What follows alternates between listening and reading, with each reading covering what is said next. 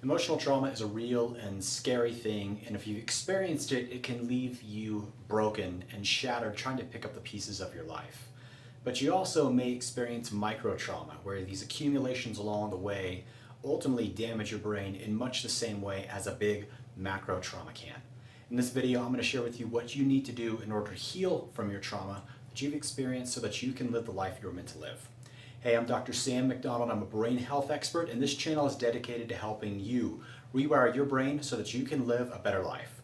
If you love this content, make sure to like and subscribe so you get the notifications for each week's new video. Dr. Porges said, trauma compromises our ability to engage with others by replacing patterns of connection with patterns of protection. This is an incredibly important concept to understand because when it comes to healing your trauma, you need to focus on healing your nervous system if you ever want to get over your trauma. So what I mean by that, and what Dr. Porges is talking about here, is that patterns of protection are going to correlate with your nervous system being in a state of defense, meaning your nervous system is going to be in a state of protection in this fight or flight, or what's called your sympathetic dominant state, the majority of the time, or potentially all the time.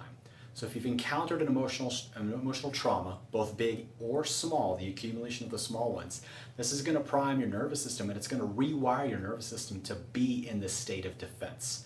So no matter what you do, no matter how much talk therapy you have, no matter how much other types of therapies or any kinds of other engagements, if you're not healing your nervous system, if you're constantly stuck in this survival, stress, protection mode, you're never going to be able to overcome your trauma. So in order to do that, you need to start to look at how to rewire your brain and nervous system back into a state of ease or a state of connection. So when we're in a state of connection, we're firing our vagal system, we're firing our parasympathetic part of our nervous system, and we're connecting, engaging with others.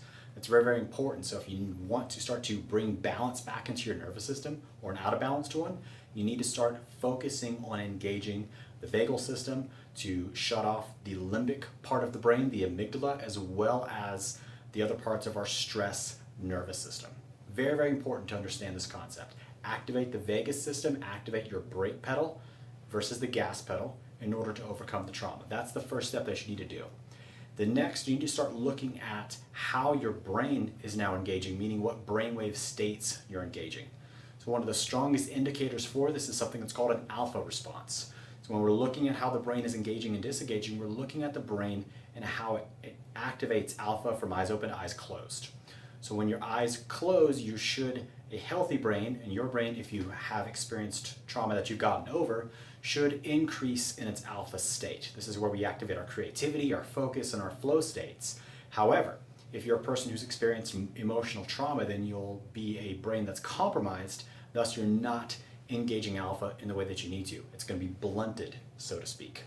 This is a big indicator in our office of what we're looking for and what we're looking at in people that have experienced emotional trauma because they're not able to engage this, which means every time that they close their eyes, they're actually activating more of the stress part of their nervous system than the relaxation part of the nervous system, which means that they're going to have problems with sleeping, with relaxation, and with quieting their mind down. And this may also lead to other problems like headaches, migraines, digestive problems, chronic pain, or the list goes on because the nervous system and body is out of balance.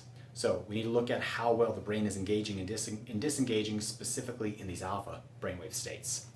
The last thing we want to look at, really to heal and overcome trauma, is how you're breathing. So if you're breathing with your neck and your shoulders every time you breathe, what that's going to do is that's going to activate the stress part of your nervous system because you're stretching and activating the sympathetic chain, that fight or flight part of your nervous system, every time you breathe in. You're breathing with your ribs versus with your diaphragm, which is where the vagus nerve actually penetrates the diaphragm to innervate the digestive system.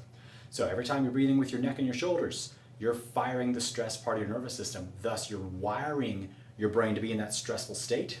Thus, you're embedding that trauma and hanging on to it longer and longer. Versus if you can actually train yourself to breathe with your diaphragm and your belly, you're going to activate more of that relaxation part of the nervous system to calm everything down, thus starting to rewire the brain back into a healthy, calm, connected state.